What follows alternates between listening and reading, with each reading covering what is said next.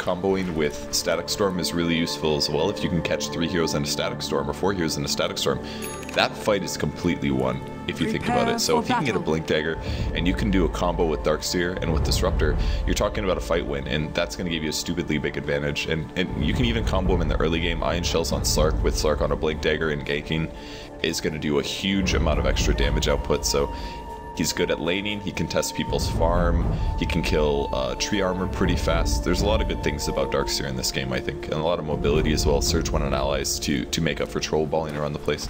There's a lot of good things that Darkseer will help his team do that they wouldn't have been able to do otherwise.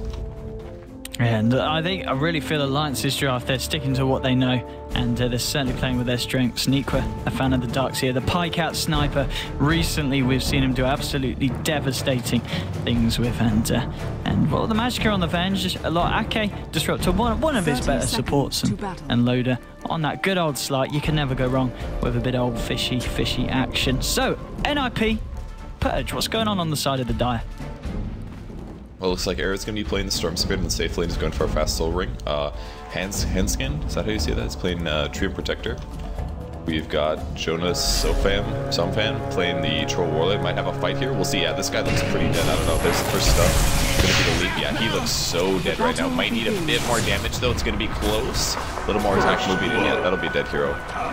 That was the Troll Warlord. He goes down. No biting word for him either. And then we have Seal Kid playing the Lich, and finally Limp playing the Brewmaster. So it is going to be a dual off lane with Brewmaster and Lich. Not too surprising. Range creep will go first, that'll die.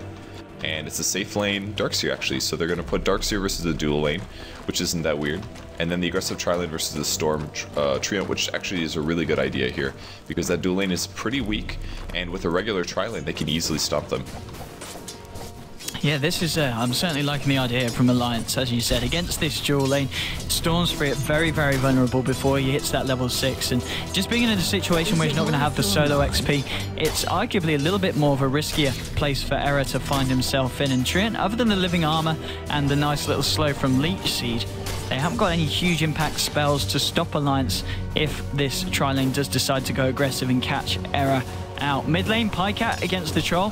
Pycat, I think he's going to do fairly well in this matchup. Troll, he's still not too bad against the Sniper, but Pycat Sniper is certainly something on another level. And Niqua, as you said in this bottom lane, the fact that they're putting him on his own, he should be able to do fine. It's going to be an issue for Limp, who's trying to find farm on the Brewmaster, but look at this, a lane swap. Do you think this is the best move for Ninjas in Pyjamas? Yeah, I think Storm was going to get nothing if he sat up there like that. And Storm versus the Darkseer is not terrible because he has a way to counter push really hard. So even if the Iron Shell creeps do push up a lot, he's going to be able to stop that. So I think this is a much better 1v1 setup, and now it's actually resembling real tri-lanes. And the other really important thing to point out is that when you're playing Radiant off lane, you have a lot less experience than you normally get. Are we going to see a glimpse now?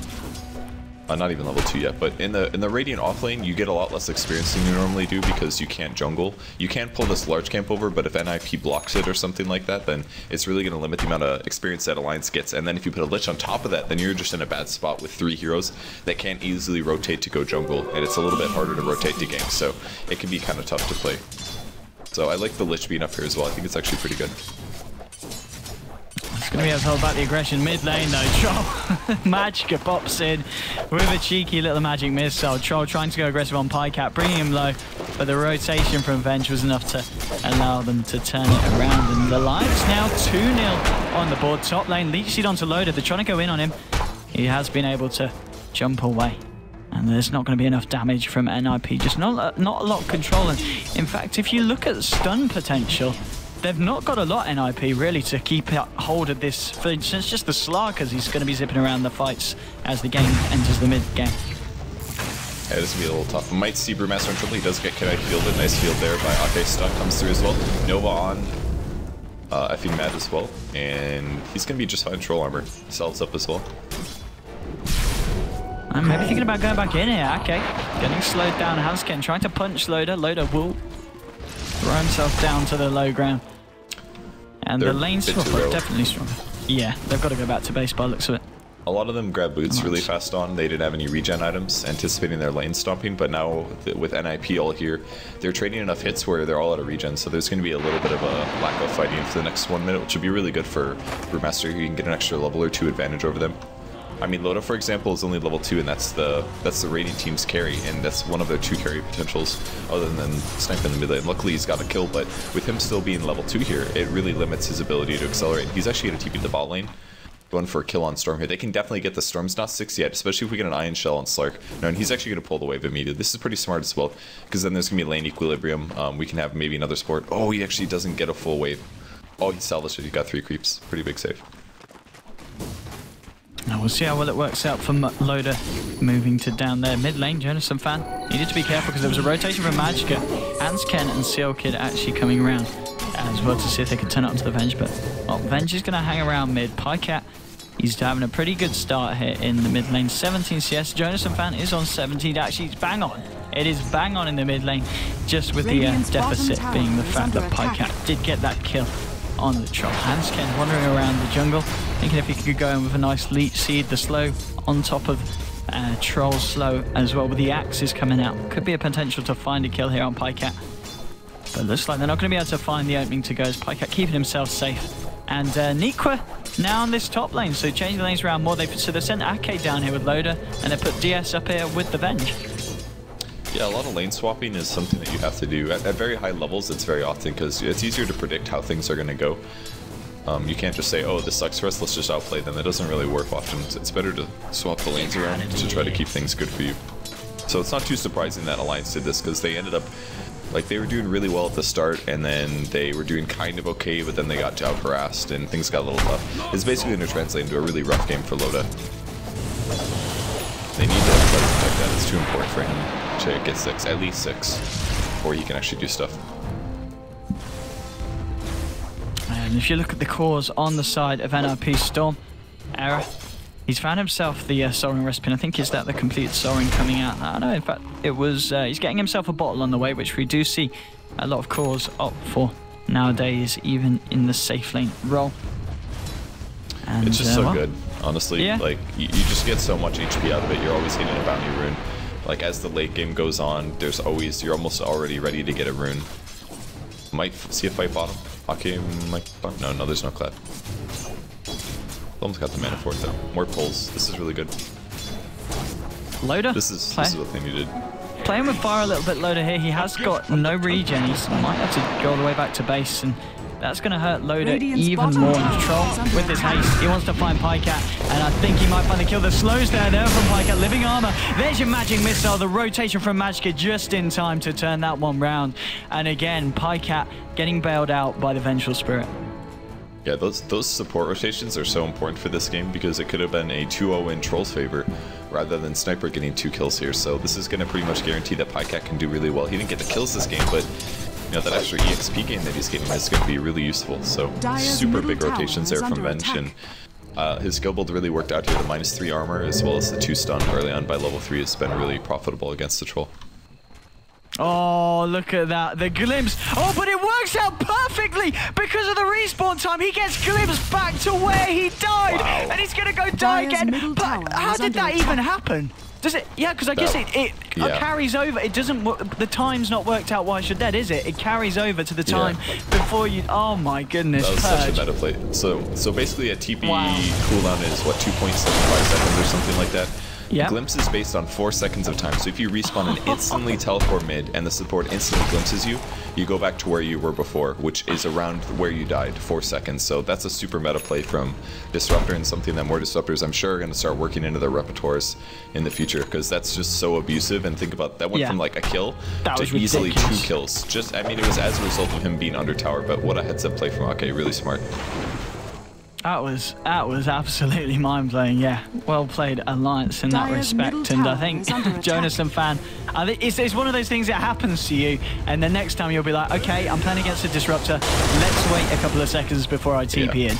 Because if it doesn't happen to you, and then if you didn't see it hit, you just don't expect that to happen.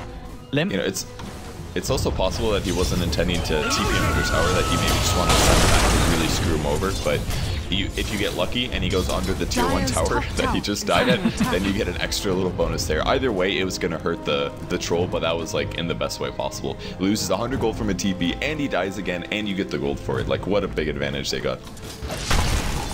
And they certainly need this happening in the mid lane because Loda really isn't having too much of a great time at all. He's managed to find himself 31 CS, so he's getting himself up the board up to 32.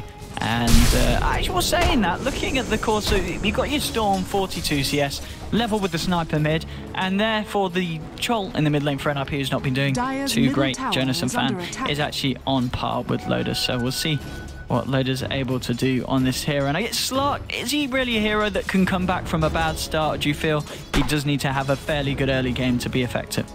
He can definitely come back, and it's not like Loda's not last hitting well. He's got 32 CS. He's doing great considering how often I've seen him at no HP and having to move around the map. I think he's been doing great considering the circumstances. And it doesn't take that much to come back on Slark, and again, if you look at NIP's heroes, they have very, very few stuns. There's not that much he has to worry about. Maybe like an overgrowth, but he's always got Dark Pact for that, and he's doing a good job getting farm. It's a hero that can't even be played in the off lane in pubs and things like that, so I think Loda's going to be just fine here. This won't be a big deal at all for him.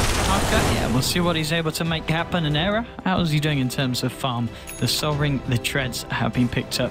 Phase Boots now on the Troll, who was heading into the jungle for a bit of farm. I think he's had a little bit too much of a dramatic time in the mid lane and top lane. Nikwa coming in, Handscan with the Leech Seed. Nikwa, he has got the Surge. Era, he has got a point in the Electric Vortex, but he doesn't actually decide to use it. I guess, I don't know if he was just out of reach or just felt that they wouldn't get the kill anyway. Even so, there's going to be a response from Alliance, Magicka and PyJamas storming in. But NIP, they're already out of there. They're playing it safe. And something else cool that Darkseer can do is just Iron Shell one of the neutral creeps, and then that will do a ton of AoE damage, and that gives you a ton of farm extra.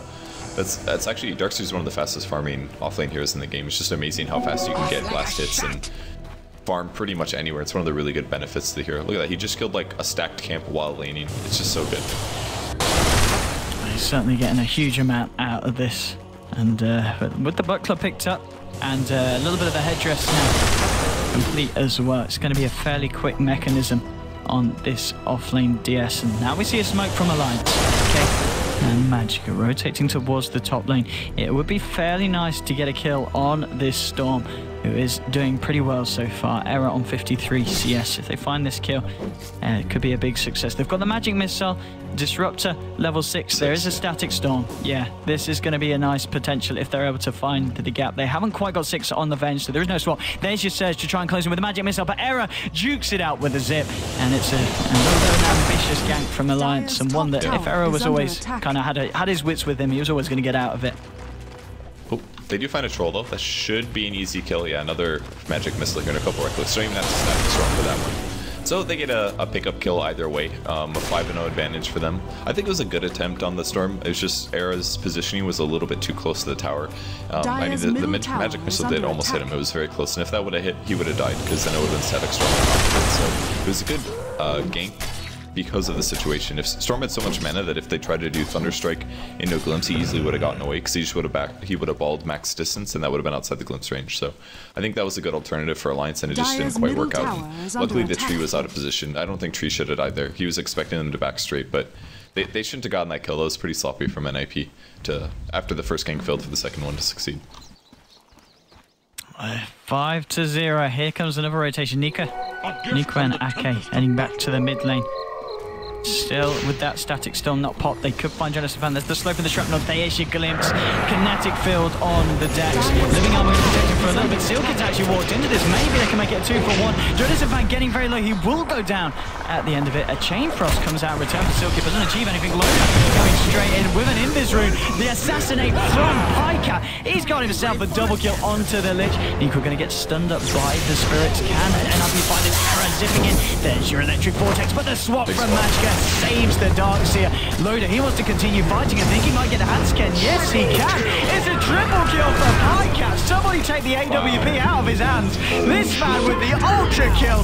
Oh boy, is this CSGO or what? Because this gunplay is disgusting. That was such a good fight, and Shrapnel really paid off like multiple times. It initially gave Vision for the glimpse to pull them back into the fight, and then just a lot of Shrapnels breaking tree armor, killing retreats, sniping people that got low. Loda played that fight really well as well. He didn't have that many items. He only had gloves of haste and boots, but look how much he was able to do. He pounced on the Lich, who was low. Luckily, he had an Invis, obviously that helped a lot. But a little bit of burst damage here, there. They forced the bruise split, and all the same time, he had no threat of dying. Low stuns, low AoE stun damage. He just popped his ulti, and he could do whatever he want. He contributed, he got levels, and now he's picked up a Midas and a Gloves of Pace, which pretty much means that his comeback is assured. He'll be able to get a lot of levels and catch up with a lot of farm, and we'll see him playing a pretty normal carry in about 10 minutes here. It was a great choice in terms of the order of the pickups he went for in that fight. Just focusing down on the key heroes and getting them out in a nice order indeed. 9-0. Look at the net worth for the individual heroes. The top 3 with the top net worth are all on the side of Alliance. Sniper, Darkseer, and Slark above the Storm, the Brute, and the Troll. And it might be more now. Hansken, he's ticking down. Yeah, that's going to be enough. Pycat picks that one off. He's on a mega kill streak. He's on 6.4k net worth against the Storm, who is on 4. But it might be more now. I think Lim's going to get PT. Is it? Oh, you just don't give Pycat the sniper. Come on. You just... Oh, Purge, it's disgusting. He's playing really good, but you can't forget how important those Venge ganks were in the early game. Oh yeah, the supports. Like Pycat's been playing a solid sniper here, but the whole game could have been different if those kills swung a little bit differently in the mid lane. So I'm sure that's one of the things that's putting NIP on tilt here, especially the Troll Warlord. He's like, I almost killed Sniper twice, but Venge got there just in time and resulted in my kill. So while Pycat's playing amazing here, look at this effing magic just all over the map, just securing kills all over the place. He's got Tranquil Boots, he's got a magic wand, he's been in 8 of his team's 12 kills. This is really not just Pycat playing amazing, but really FPMan is absolutely stomping this game. They find, oh man, they find the tree as well. 13-0 Alliance. They're back. I mean, recently their performances have been absolutely outstanding, and poor old NIP, it's just not their game, is it?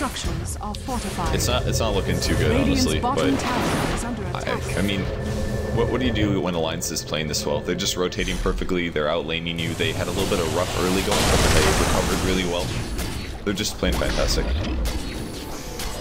Now, these rotations have been absolutely insane, and I think you picked up upon it. It is the supports, Venge, and obviously Disruptor, and Magicka doing some incredible stuff. Loda, oh, he's going to have the ult. Can he live through this one? Come on, let's keep it flawless, boys. We don't want to lose anyone. Nikwa is going to be able to surge himself out. Arrow will duke out the assassinate with the Storm Lightning. Hansken, he's fairly low. He's got himself under the cover of the tree. Sealkid, he is going to get peeped and pooped. Limp pops the primal split, tries to turn on Loda, but it's going to be a turn and run affair.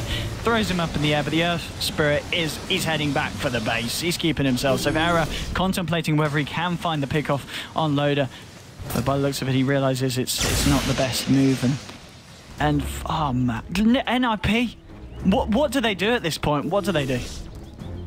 3 or 4 man smoke ganks maybe would be okay. They need to get pickoffs. At this point, the comeback goal would be pretty high if they kill anybody. So I assume all of Alliance has streaks because nobody's died yet. So you've got a streak plus net worth difference. So probably a gank would be a Static Storm almost catching me. He actually glimpses him back. Nicely done by Ake. This should be a kill here. The silence might not be enough.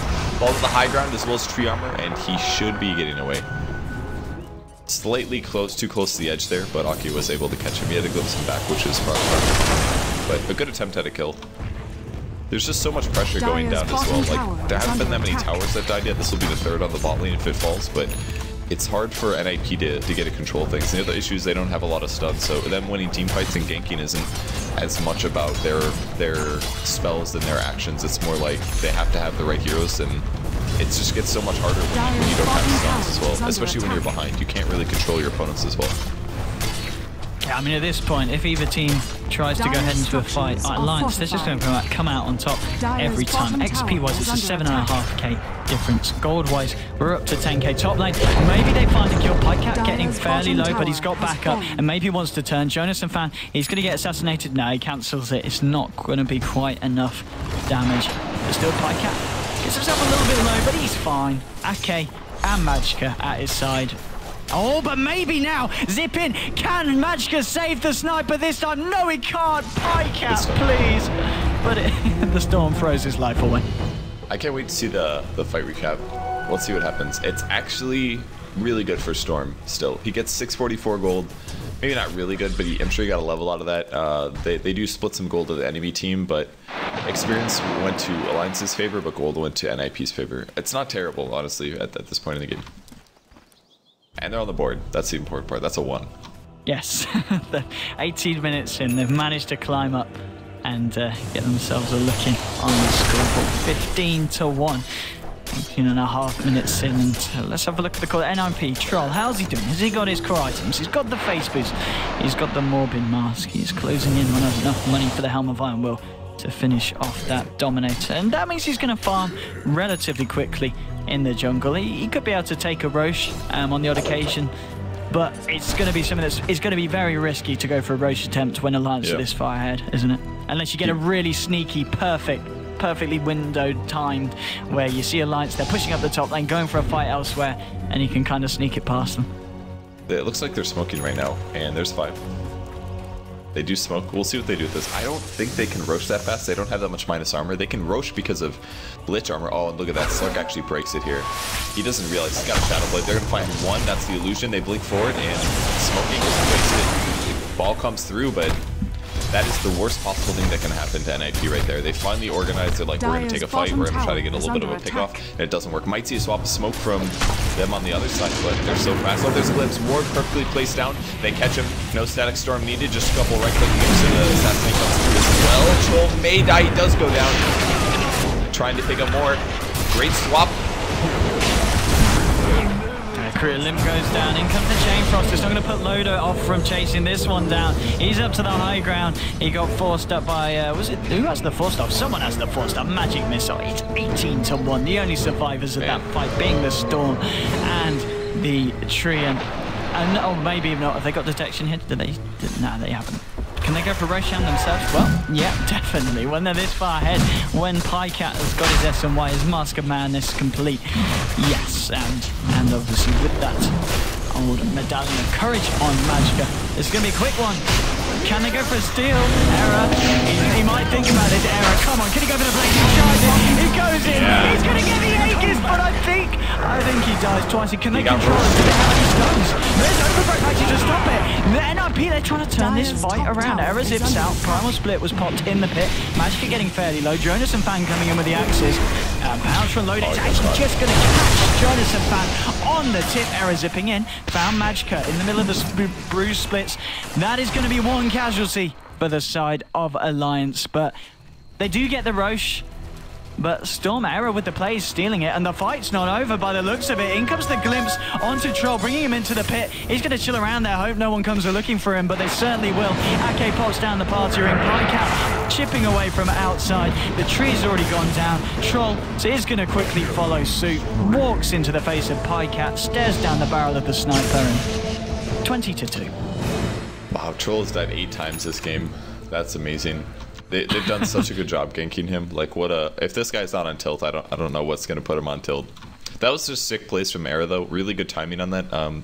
He did 2 things really interestingly. First of all, he got there anticipating it. But most importantly, he pulled on...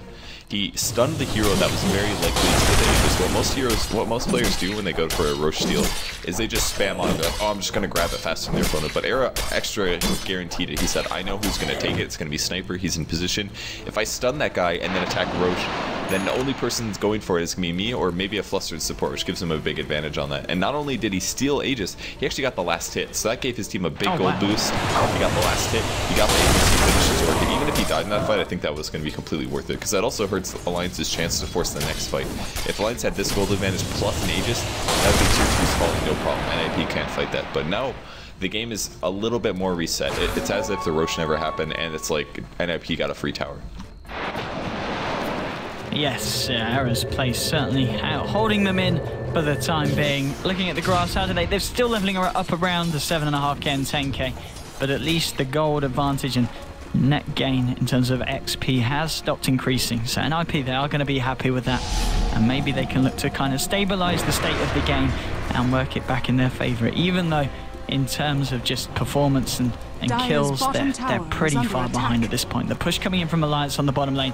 Pycat chipping away at the tower. It's half health already on the front lines. You've got Loda He's ready to go, and he's found Hansken, but Hansken with the Nature's Guide. Oh, the assassinate providing the true sight. Beautiful play there for the Turk. Loda's going to get himself surged out. He's been silenced up. He's going to get trapped by the electric vortex and will get bursted down. That's a big kill there, but the big wall happens. There's a shrapnel slow. Seal Kick getting taken down by the sniper. Can the illusions finish him off?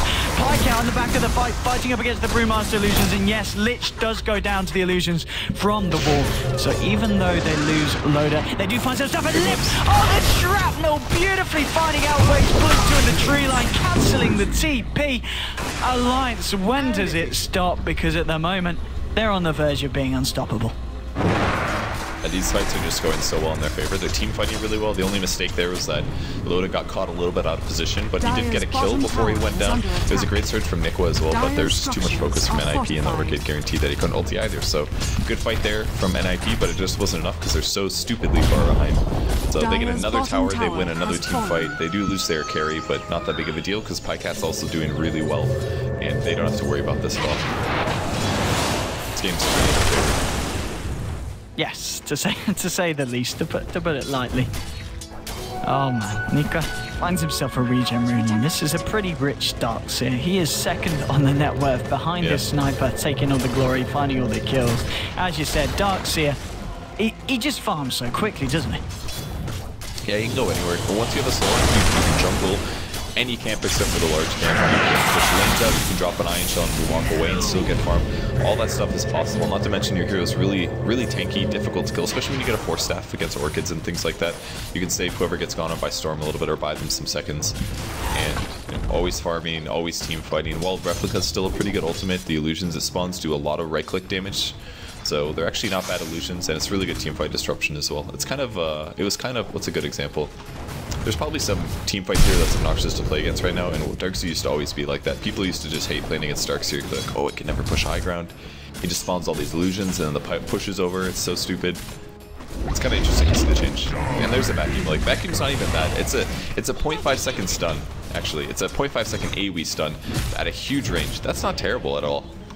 And it's something you can use to break TPs. I mean, it's not a bad hero. Darkseer's still pretty good. He's just kind of boring to play.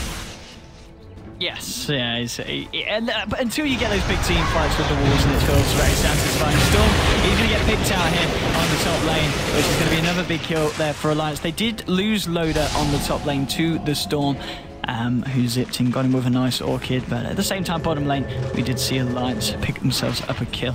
And now, overall, turning to about a 2-1 really, in terms of the last couple of minutes of action. Again, favouring Alliance, and again, putting them very, very far ahead. 25-4, XP and gold. It's starting to get worse. It kind of leveled off around the 10k, but now the momentum is back there for Alliance, and it certainly will be even more so if they're able to take this tier 2 in the mid lane. I really like this build that Ake went for. One of the true terrors in Dota 2 lately has been Storm Spirit, just because of comeback gold and things like that. Might see Loda come in and initiate. Guess not. But the Eul's really provides a really solid solution against Storm, who doesn't want to buy BKB ever. Because if you just get within Eul's range, you guarantee catch him in your ulti, and it's really hard to do a glimpse combo against a Storm, actually. Like, Disruptor counters Storm well, but you have to be able to glimpse into something else, or you need somebody else to set up a stun so you can static Storm on top of it. But the Eul's does the same thing. It gives you movement speed so you can initiate, but more importantly, you guarantee that you can kill the Storm Spirit. So if you're anywhere close to the Storm, you can set up the combo, and most of the time, just setting up the combo is the hardest part by far. So I really like the Eul's pick up here, and you could see Disruptor a lot more as a support against annoying Storm Spirit games, just because Glimpse works in the early game, and then in the mid to late game you'll have Eul's, at least force him to get a BKB.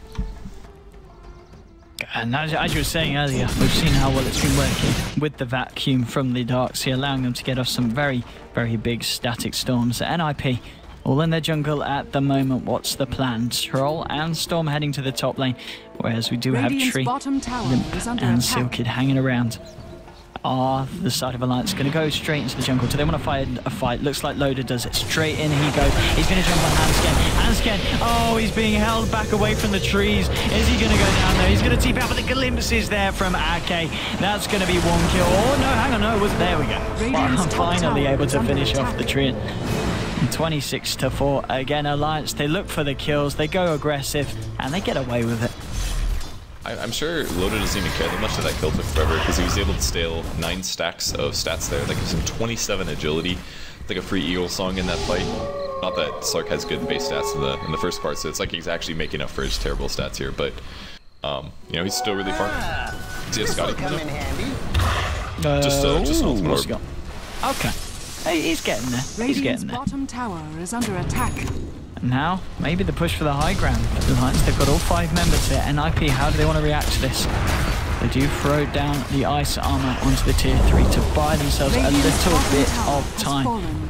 Magicka. It's helping a lot. It really is. It's slowing down the push. Do you see the list skill build too? He went all into frost armor. He didn't get many sacrifice.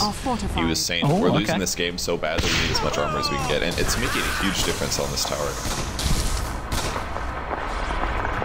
It's certainly holding that. Yeah, what's the movement style? About I think it's halved on range, so it should be 15%. Okay. Which isn't amazing, but it's something, you know. Radiant's bottom tower is under attack. It is, and it certainly seems to have put Alliance off hanging around too long. They do manage to get half of the damage there.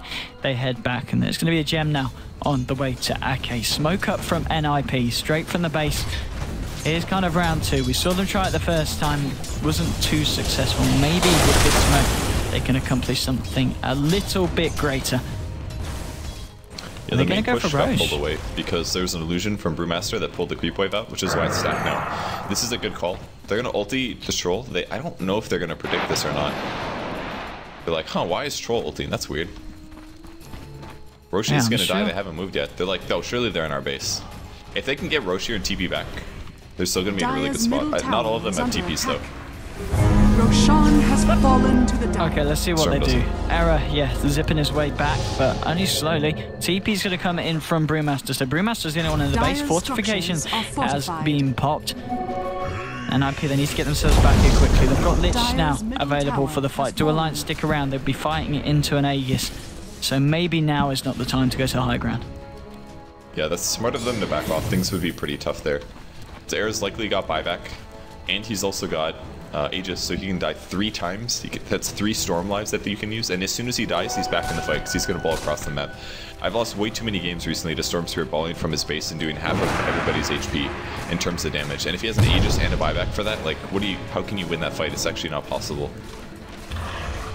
No, yes, you don't want to be fighting into that at all. And I think NIP maybe realised that if they want to try and go on the aggressive with this advantage, this little advantage that they have got in this window of the match. NINJAS-IN-PYJAMAS leading the way into the jungle. Isn't going to find anyone. In fact, well, Loda's going to be finding Error, but he's not going to be able to do too much without any kind of lockdown. Sentry is going to be popped down by the side of NIP. He's going to do too much against the Slark, but if he comes back down with Nikwa, is going to get orchided up. Hansken in the tree line. Magic missile and a few chips from Pycat. That is going to be a kill. And for a hex. They want to find more. Right, he does end up hexing the Lich. That is they get Storm! I think they will. Big glimpse. Can they kill him again though? The Prom splits pop. They're hitting down on Magicka. Pycat, he's just destroying these Brewlings. Error, easy. He should be able to dip away. Still on a mana. He wants to fight. Look at that. They bring down Ake.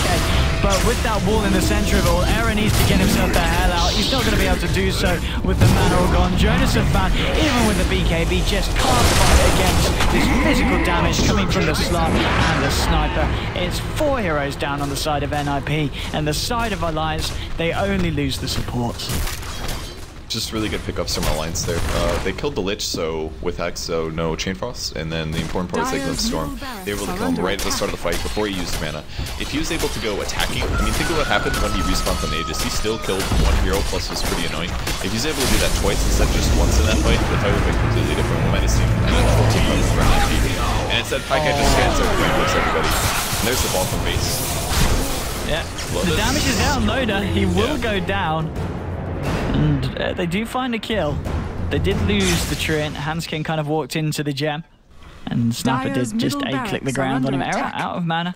Nikwa on his own, though, can't really turn on this, especially with the backup from Limp and NINJAS-IN-PYJAMAS in the nearby neighborhood. So he's going to find himself a very lucky Invis rune, and he'll be able to get himself out. So the buybacks were used, and it didn't really look like NIP lost that much gold, and that's most likely, you could look at that as one of the issues with the patch right now, is that the buybacks that you use, it doesn't really matter that much, because as long as you get a couple kills, your gold is back up to where it was. There's very little risk to using buybacks, at least, especially on a Storm, because Storm can do so much. Though in some ways you could look at Storm similar to how we used to see Tinkers or even Medusas, things like that. Maybe look at this. Yeah, Limp getting glimpsed back into the static storm. Is the damage there to bring him down? Yes, there is, with the scythe coming in at the last moment to hold him in place in case the static storm wore out. And PyCat with the assassinate. PyCat on this sniper, 17 kills, 11 assists. He's only died the once. He's been involved in 28 out of the 33 kills his team has had. You've got it, NIP, if they don't ban out the sniper next game, I just don't know. I mean, unless they pick up something that's going to be able to deal with the sniper a little bit better, but what do you do against this sniper, Purge? In terms of drafting, did NIP not go the best way around it?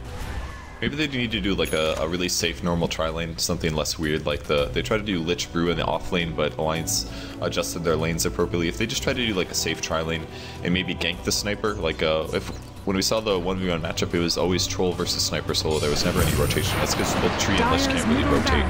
They're not normal ganking heroes. So maybe they just needed to pick a safe tri lane against it. Maybe that'd be the solution. And there we go. This is going to be the middle ranks going down very quickly. Overgrowth will come and the Chain Frost to follow up. Is the damage enough? It doesn't look like it. Seal Kid will fall. Jonas the Fan pops a BKB, but he's almost certainly just going to go down to Loda. Actually, he's man fighting up against Loda. He's going quite well. Nikwa is going to get caught up by the Orchid from Arrow, who's also brought himself a BKB, and it is a 1 for 2 so far. Nikwa probably will fall here. There's your scythe. He tries to surge himself up, but it's not enough. It's a 2 for 2.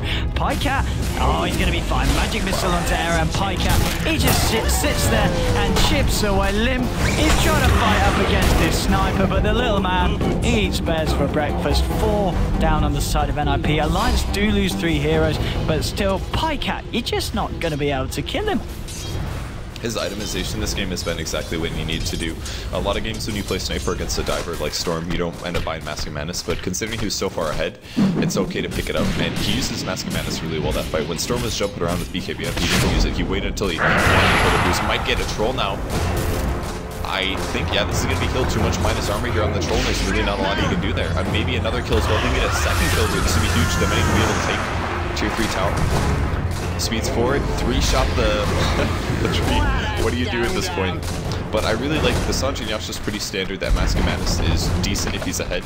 And then he got a BKB to guarantee that a Storm went on him first, that he would be able to survive the burst. Good game is called from NIP. And that is going to be the end of game 1.